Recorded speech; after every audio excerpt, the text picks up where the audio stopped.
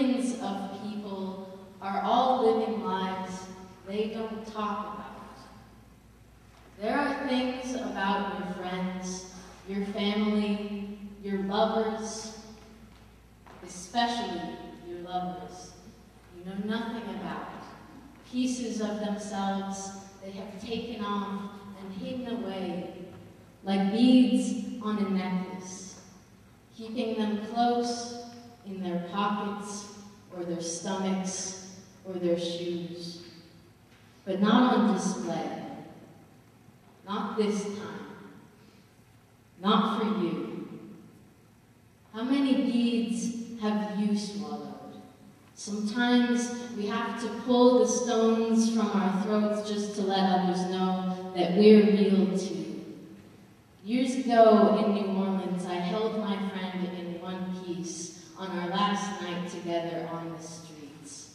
Like an endless out-of-hand carnival, we walked past desolation and drinking, urban street tourists all jingling with plastic and trying to get away from their lives, hungry intellectuals with heroin stares trying to do the same. Do you know who that is?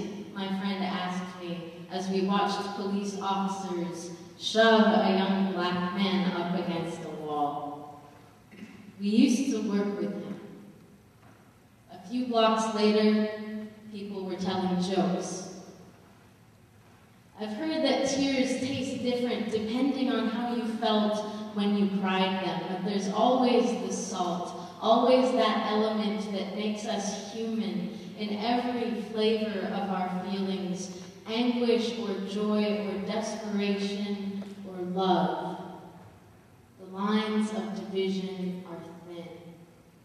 We live our lives in the rhythm of breaking heartbeats and the warmth of sweet honey glow.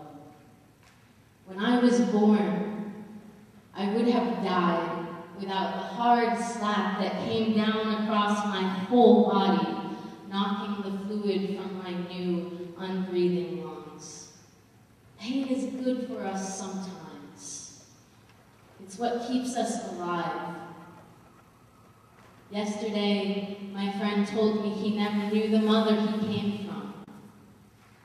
Some stones are harder to keep underneath your tongue or rattling inside your shoes. Thank you.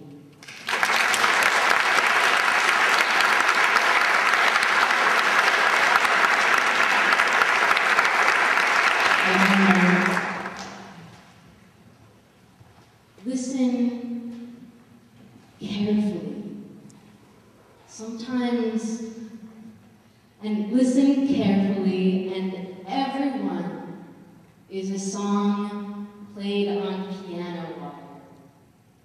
A bare bones instrument with its insides exposed, stretched tight enough to sing. Listen carefully.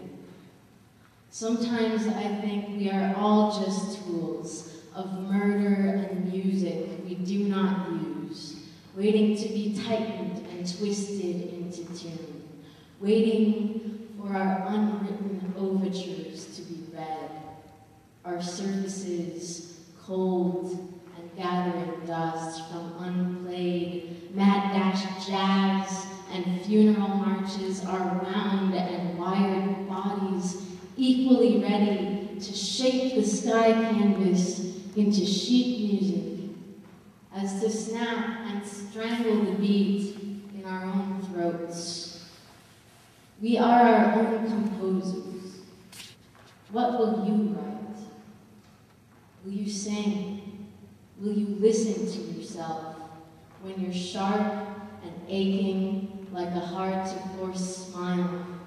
Will you listen to the winds that whistle through the bars of your brilliant and breaking bone dust body? Will you hear the hardening of your hinges every time someone tries to open you up again?